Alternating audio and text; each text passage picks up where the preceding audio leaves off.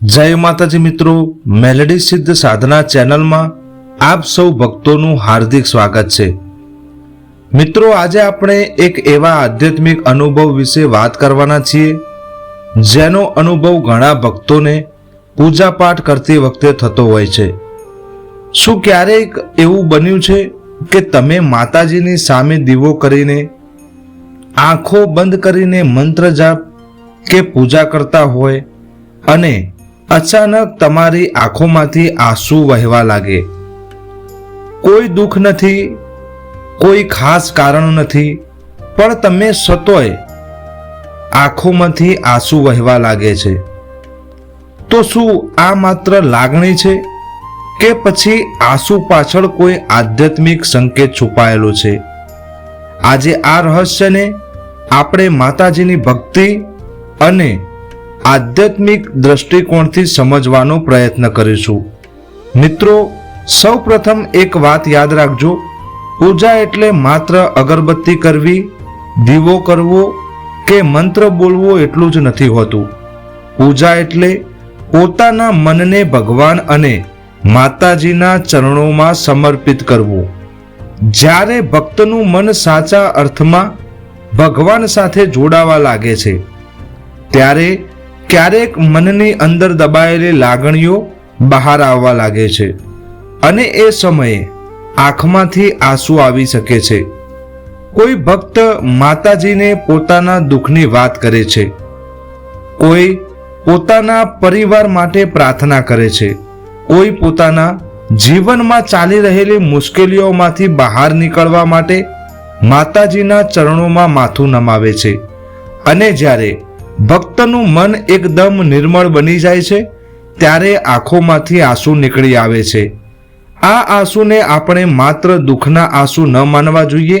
ઘણી વખત આંસુ ભક્તિના પણ હોઈ શકે છે। જ્યારે મનમાં શ્રદ્ધા ખૂબ ઊંડી હોય, જ્યારે માતાજી પ્રત્યે ખૂબ વધારે પ્રેમ હોય, જ્યારે ભક્તને એવું અનુભવાય કે મારી સાથે કોઈ છે, મારી માતા મારી સાથે છે, ત્યારે પણ આંખોમાંથી આંસુ આવી શકે છે। મિત્રો, આપણા શાસ્ત્રોમાં પણ ભક્તિ અને ભાવને ખૂબ મહત્વ આપવામાં આવ્યું છે।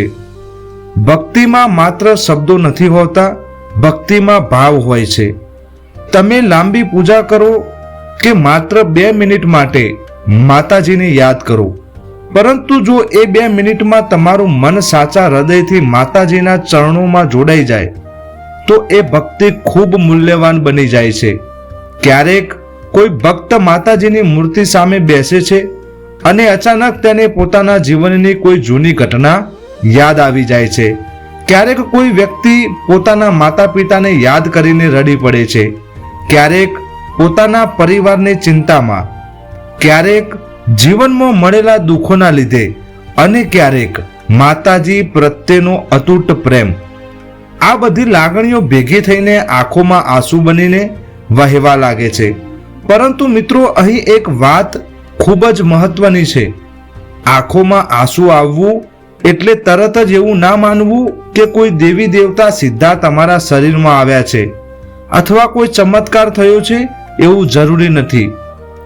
આધ્યાત્મિક અનુભવ દરેક વ્યક્તિ માટે અલગ હોઈ શકે છે, પરંતુ જો પૂજા કરતી વખતે તમારા મનને શાંતિ મળે છે, તમારા વિચારો ધીમે ધીમે શાંત થાય, તમારી અંદર માતાજી પ્રત્યે શ્રદ્ધા જાગે અને તમારા જીવનમાં સારા કર્મ કરવાની પ્રેરણા મળે, તો આ અનુભવને ભક્તિની સુંદર લાગણી તરીકે ચોક્કસ જોઈ શકાય છે। મિત્રો, ઘણી વખત આપણે જીવનમાં ખૂબ દુઃખ સહન કરેલું છે, પરંતુ કોઈની સામે કહી શકતા નથી।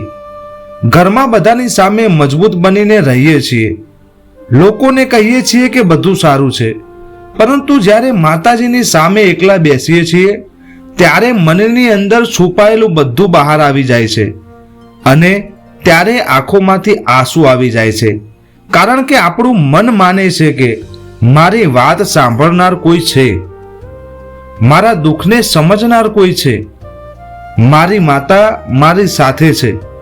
મિત્રો, કદાચ આ જ ભક્તિની સૌથી સુંદર લાગણી છે। જ્યારે તમે માતાજીની સામે બેસો અને આંખોમાંથી આંસુ આવે ત્યારે ગભરાશો નહીં. માતાજીને તમારા મનની વાત કહો, તમારા દુઃખની વાત કહો, તમારી ભૂલો સ્વીકારો અને માતાજીને કહો, હે માં, મારાથી જે ભૂલો થઈ ગયો હોય તે માફ કરજો, મને સાચા રસ્તે ચાલવાની શક્તિ આપજો, મારા પરિવાર ઉપર તમારી કૃપા રાખજો અને મારા મનને હંમેશા ભક્તિમાં જોડાયેલું રાખજો. મિત્રો, સાચી પૂજા એ નથી કે તમે કેટલો સમય પૂજા કરી. સાચી પૂજા એ છે કે પૂજા કર્યા પછી તમારા અંદર કેટલો બદલાવ આવ્યો. જો તમે પહેલા ગુસ્સો કરતા હતા અને હવે શાંત બનવા લાગ્યા છો, જો તમે પહેલા કોઈને દુઃખ પહોંચાડતા હતા અને હવે દયા રાખવા લાગ્યા છો, જો તમે પહેલા માતા પિતાની કદર નતા કરતા અને હવે તેમની સેવા કરવા લાગ્યા છો, તો સમજો કે તમારી ભક્તિ તમારા જીવનમાં અસર કરી રહી છે. માતાજીની ભક્તિ આપણને માત્ર ચમત્કાર માગતા શીખવતી નથી. માતાજીની ભક્તિ આપણને સારા માણસ બનવાની એક તક આપે છે, એક એવી ભાવના આપે છે. મિત્રો, આજના સમયમાં ઘણા લોકો પાસે પૈસા છે, સુવિધાઓ છે, પરંતુ મનની શાંતિ નથી. આપણે બહારથી તો હસીએ છીએ પરંતુ અંદરથી તૂટી ગયેલા હોઈએ છીએ. એટલા માટે જ્યારે તમે પૂજા કરવા બેસો ત્યારે થોડી વાર માટે દુનિયાની ચિંતા ભૂલી જજો. મોબાઈલ એક બાજુમાં મૂકી દેજો, મનને શાંત કરજો, એક દીવો પ્રગટાવજો, માતાજીને પ્રેમથી યાદ કરજો અને પછી જે ભાવ તમારા મનમાં આવે છે તેને સ્વીકારજો. આંખોમાં આંસુ આવે તો આવવા દેજો, પરંતુ આંસુઓને ચમત્કાર સાબિત કરવાની વસ્તુ ના બનાવતા તેને માતાજી પ્રત્યેના તમારા ભાવ તરીકે સ્વીકારજો. કારણ કે ભક્તિમાં સૌથી મોટી વસ્તુ છે નિર્મળ હૃદય. મિત્રો, જો તમને પણ ક્યારેય માતાજીની પૂજા કરતી વખતે આંખોમાંથી અચાનક આંસુ આવ્યા હોય તો નીચે કોમેન્ટમાં માત્ર જય માતાજી લખજો. કદાચ તમારો એક શબ્દ કોઈ બીજા ભક્તને મનમાં પણ શ્રદ્ધા જગાડી શકે છે. અને મિત્રો, જો તમને માતાજી પ્રત્યે સાચી શ્રદ્ધા હોય તો એક વાત હંમેશા યાદ રાખજો, માતાજી પાસે માત્ર સુખ માંગવા ના જતા, માતાજી પાસે સાચો રસ્તો માંગજો, માતાજી પાસે સાચી બુદ્ધિ માંગજો, માતાજી પાસે મુશ્કેલીઓનો સામનો કરવાની શક્તિ માંગજો. કારણ કે જીવનમાં સુખ અને દુઃખ આ બંને આવતા રહેવાના છે, પરંતુ જે વ્યક્તિના મનમાં ભક્તિ અને શ્રદ્ધા હોય છે તે મુશ્કેલીના સમયમાં પણ હિંમત નથી હારતા. તો મિત્રો, આજે આપણે એટલું સમજ્યું કે પૂજા કરતી વખતે આંખોમાંથી આંસુ આવવા પાછળ અનેક કારણો હોઈ શકે છે.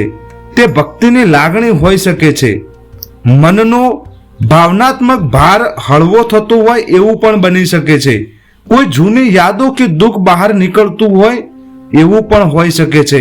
અને સૌથી મહત્વની વાત મિત્રો, આ અનુભવને શ્રદ્ધા સાથે સ્વીકારો, પરંતુ અંધશ્રદ્ધા સાથે નહીં.